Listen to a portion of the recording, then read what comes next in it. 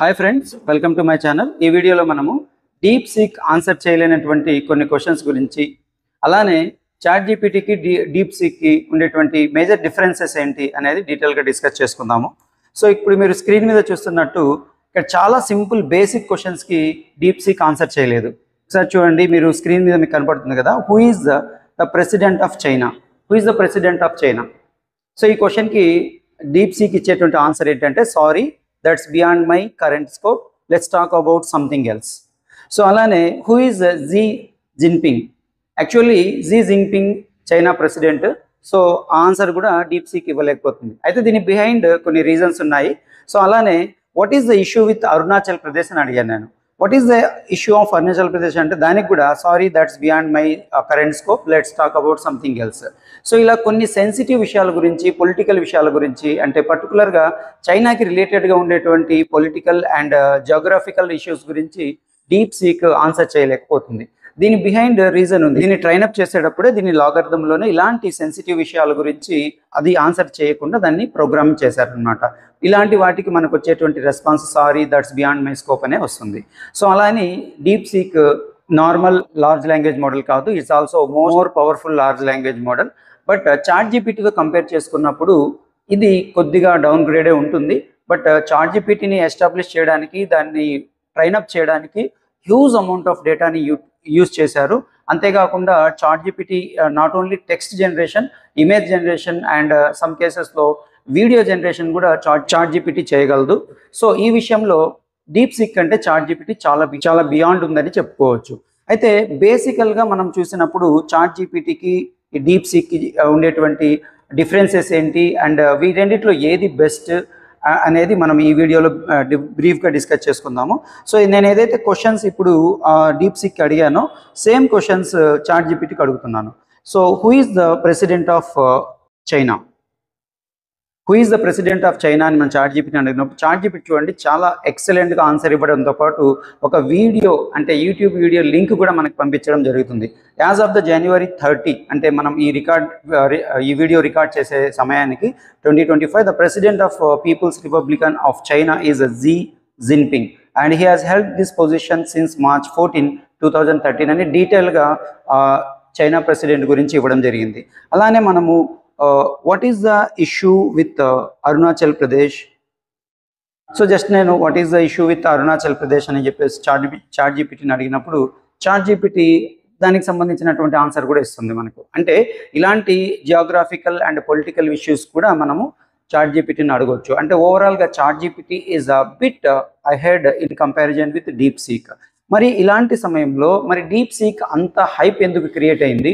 Deep seek మార్కెట్లో release అయిన తర్వాత ఎందుకు అమెరికా మార్కెట్ స్టాక్ మార్కెట్ కుప్పకూలిపోయింది? కొన్ని దాదాపు 50 లక్షల కోట్ల రూపాయలు ఎందుకు కొన్ని కంపెనీస్, ఎన్విడియా లాంటి కంపెనీస్ ఎందుకు నష్టం వాటిల్లిందని అంటే దానికి మెయిన్ రీజన్ చాట్ జీపీటీ అనేది ఒక క్లోజ్డ్ యాప్. అంటే ఇది కంప్లీట్లీ ఫ్రీ కాదు. దీంట్లో అడ్వాన్స్డ్ వర్షన్స్ మనం యూజ్ చేసుకోవాలంటే we have to pay something per month.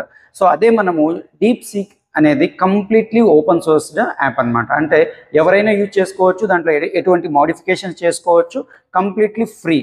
Deep సీక్ని ట్రైనప్ చేయడానికి యూజ్ చేసినటువంటి ఆర్కిటెక్చర్ ఏదైతే ఉందో, యూజ్ చేసినటువంటి హార్డ్వేర్ ఏదైతే ఉందో చాట్ జీపీటీతో కంపేర్ చేసుకున్నప్పుడు దాదాపు చాలా తక్కువ.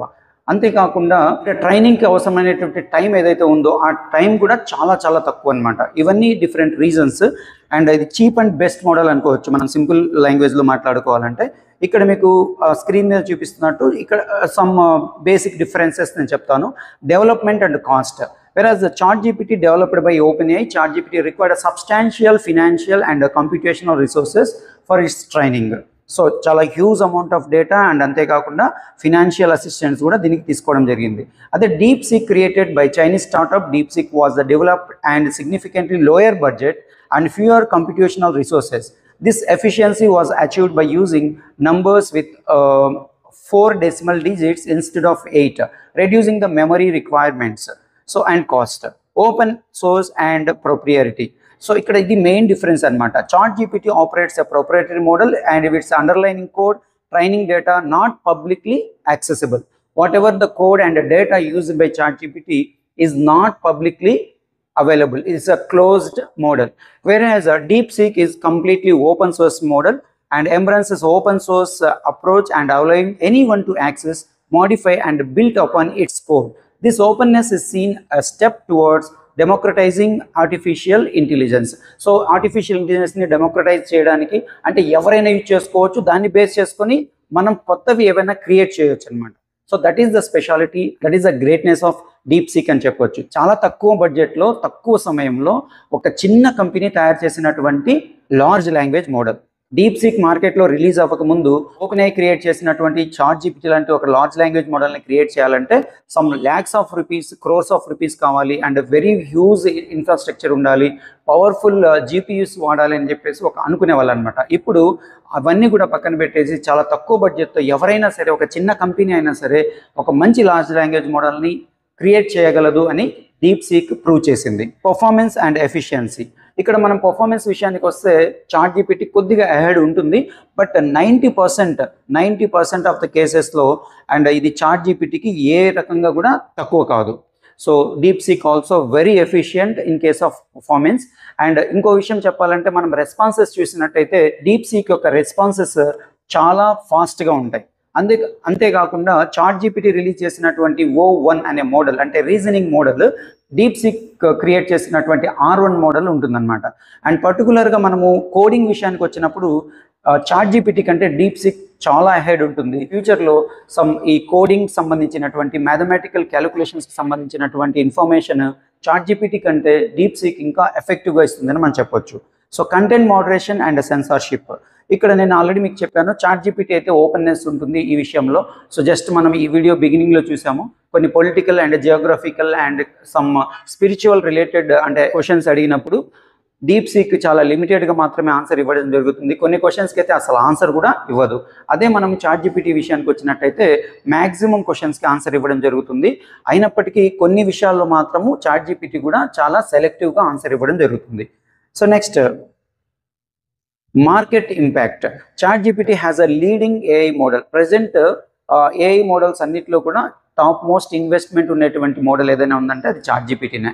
అయితే ఎప్పుడైతే DeepSeek మార్కెట్లోకి రిలీజ్ చేశారో ఒకేసారి ChatGPT అనే కాదు, గూగుల్ బర్డ్ కానివ్వండి అండ్ మెటాకి సంబంధించిన లామా కానివ్వండి, ఇవన్నీ కూడా large language models and different AI startups అనేవి ఒకేసారి ఏమంటారు వాటిల్లో ప్రకంపనలు మొదలయ్యాయి అండ్ కొన్ని లక్షల కోట్ల రూపాయలు షేర్ మార్కెట్ కుప్పగొలిపోయింది. పర్టికులర్గా GPUs తయారు చేసేటువంటి NVIDIA అనే కంపెనీ దాదాపు హాఫ్ ట్రిలియన్ అమౌంట్ను లాస్ అయింది. హాఫ్ ట్రిలియన్ అంటే దాదాపు 42-43 లక్షల కోట్ల రూపాయల నష్టాన్ని చవిచూసింది.